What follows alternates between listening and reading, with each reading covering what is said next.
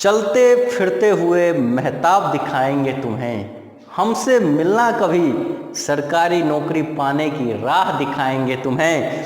चांद हर छत पर है, सूरज है हर एक आंगन में, नींद से जागो तो कुछ ख्वाब दिखाएंगे तुम्हें। प्यारे साथियों, दोबारा स्वागत है आपका द कैरियर हब के ऑफिशियल यूट्यूब चैनल पर। और आज जो हम चर्चा करेंगे वो है एनआरए एवं सीईटी। तो ध्यान से देखें इस वीडियो को।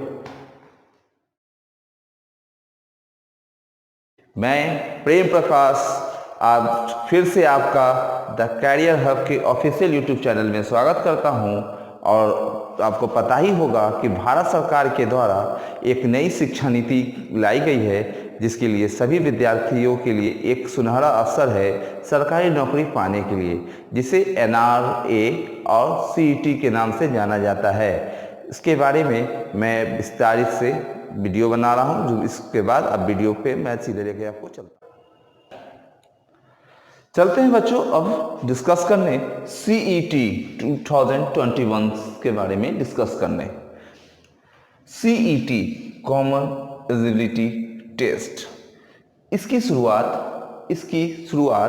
2021 से होने जा रही है। इसकी शुरुआत 2021 से शुरू होने जा रही है, जिसके बारे में पहली ही जानकारी हमारे वित्त मंत्री निर्मला सीतारमण ने बजट सेशन में दे दिया था। उसके बाद इस एग्ज़ाम्स की जो है, अगर आप देते हो और एग्ज़ाम्स आप पास करते हो, एग्ज़ाम्स देने के बाद जब आप एग्ज़ाम्स पास करते हो, आप जब क्वालिफाई होते हो, तो इस एग्ज़ाम्स की वैलिडिटी आपको 3 इयर्स होगी। 3 इयर्स होगी, यानी कि आप एग्ज़ाम्स दिए, एग्ज़ाम्स पास कर देते हो तो इसकी वैलिडिटी 3 इयर्स होगी। इसमें एक क्राइटेरिया और है, आप ध्यान लगाओगे कि अगर बाय द वे आप मान लो कि फर्स्ट स्टेज में आपको 80 नंबर आता है, 80 नंबर आता है और आप एग्ज़ाम्स दे रहे हो, लेकिन आपको लग रहा है कि मेरा नंबर कम है, तो आप सेकंड अटैम्प्ट भी इसका कर सकते हो। तो उसमें अगर 90 आता है तो उसमें आपको 90 माना जाएगा। लेकिन अगर फर्स्ट में 90 आता है, आपको लग रहा है कि नहीं सेकंड दे के मैं अपना स्कोरिंग हाई कर लेता हूँ, और आप देते हो, आपको 80 आता है, फिर भी आपका हाईएस्ट जो स्कोरिंग होगा उसी को माना जाएगा, ना कि आपका सेकंड माना जाता है। यानी कि आपको दोनों में जो हाईएस्ट होगा उसको स्कोरिंग को माना जाता है। प्लस अब आगे बढ़ते हैं, द नंबर ऑफ लैंग्वेजेस जो होते हैं पेपर, वो कितने में आएंगे, तो 12 लैंग्वेज में आएंगे। कितने लैंग्वेज में आएंगे? 12 लैंग्वेजेस में आएंगे, जिसमें आपको पता होगा कि पहले जिस तरह हिंदी इंग्लिश आता था, उस तरह हिंदी इंग्लिश होंगे ही। प्लस आपके जो रीजनल लैंग्वेजेस थे, पंजाबी, तेलुगु, तमिल, उर्दू, इन सारे भाषाओं में भी एग्जाम्स पेपर अब आने लगेंगे। अब क्वेश्चन है कि एग्ज़ाम जो है एक साल में कितनी बार लिया जाएगा, तो एक साल में एग्ज़ाम्स 2 टाइम्स लिया जाएगा, 2 बार एग्ज़ाम्स को लिया जाएगा। और जो ये एग्ज़ाम होगा 2 बार लेने के लिए मतलब ये है कि साल में 2 बार 6-6 महीने के अंतराल पर, 6-6 महीने के डिफरेंसेस पर ये एग्ज़ाम लिया जाएगा, आपसे एग्ज़ाम्स कंडक्ट कराया जाएगा। अब सीईटी एग्ज़ाम्स जो होगा वो किस किस एजेंसीज के लिए होगी, उसमें कौन कौन एजेंसी आएंगे, तो उसमें हमारा आ जाता है रेलवे, एसएससी एंड बैंक। अभी स्टार्टिंग में इसमें 3 एजेंसीज को ही डाला गया है, जिसमें रेलवे, एसएससी और बैंक को रखा गया है।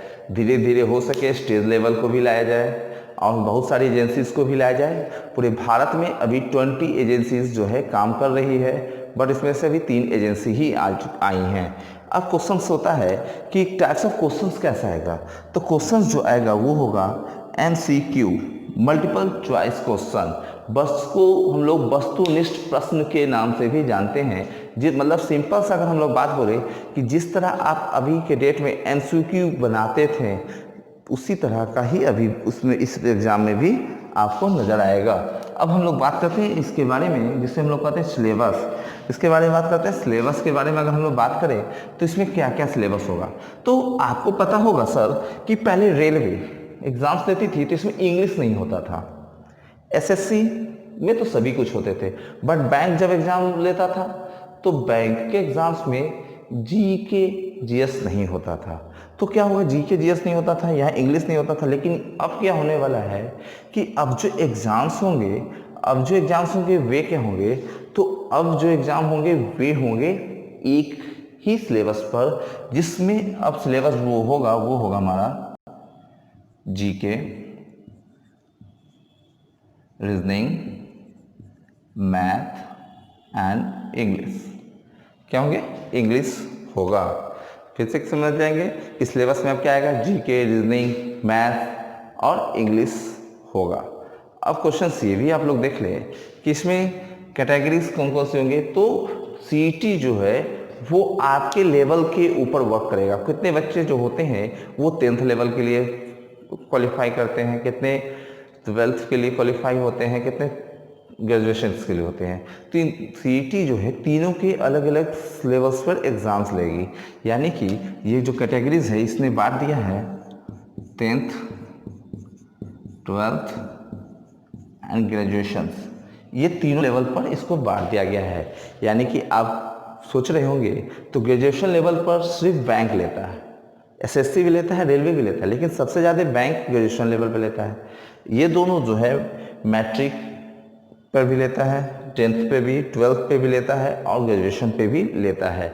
इसमें एज लिमिट जो है एज लिमिट, वो एज लिमिट के बारे में अगर हम लोग बात कर ले तो क्या होगा एज लिमिट। तो एज लिमिट देखेंगे, एज लिमिट क्या है हमारा, एज लिमिट है क्या। तो एज यूजुअल जो हमारा जो एज होगा वही होगा, बट इसमें जो रिजर्वेशन होता था वही रहेगा। जैसे ओबीसी के लिए 3 साल और SC ST के लिए 5 साल जो है वो अप्लाई होगा। और एज लिमिट माना जा रहा है कि 18 से अबव है, जो कि इसको अभी क्लियर नहीं किया गया है, लेकिन एज लिमिट में ओनली फॉर द रिजर्वेशंस के लिए एक क्राइटेरिया दे दिया गया है कि इसमें रिजर्वेशन अप्लाई होगा। और एग्जामिनेशन सेंटर्स की अगर हम लोग बात करते हैं तो एग्जामिनेशन सेंटर आपका होम डिस्ट्रिक्ट पड़ने वाला है। होम डिस्ट्रिक्ट एग्जामिनेशन आपका होम डिस्ट्रिक्ट होने वाला है। होम डिस्ट्रिक्ट कहने का मतलब ये कि आपका जो अब एग्ज़ाम्स होगा वो होम डिस्ट्रिक्ट होगा। अब आप एग्ज़ाम्स देने के लिए आपको सोचना ये है नहीं है कि आपको एक फेयर लगाना होगा, बाहर जाना होगा, आपको बहुत ज़्यादा फेयर लग रहा है, कर हो रहा है, नहीं।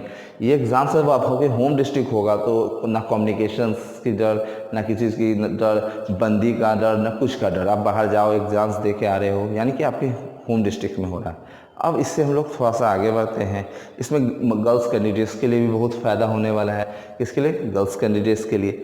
अब एग्ज़ाम्स कंडक्ट कौन करवा रहा है? तो एग्ज़ाम कंडक्ट करा रहा है NRA यानी कि नेशनल रिक्रूटमेंट एजेंसी। इस एजेंसी को सेंट्रल गवर्नमेंट जो है गठित कर रहा है और यह एजेंसी धीरे धीरे पूरे भारत में अपनी व्यवस्था को लागू करने जा रहा है।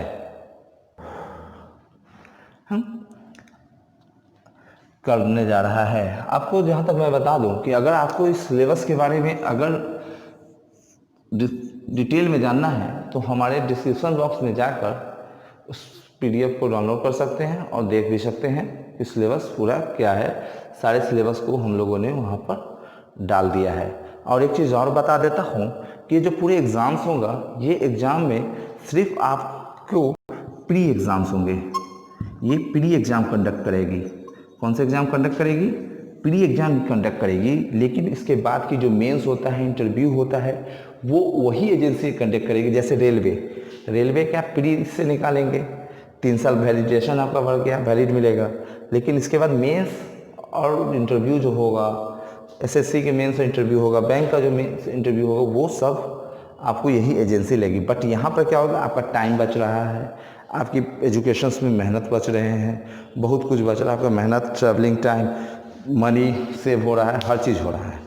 ठीक है। अब इस सरकार के द्वारा तो इतने अपडेट्स आए थे जिसे हम लोगों ने आपके बीच से साझा किया।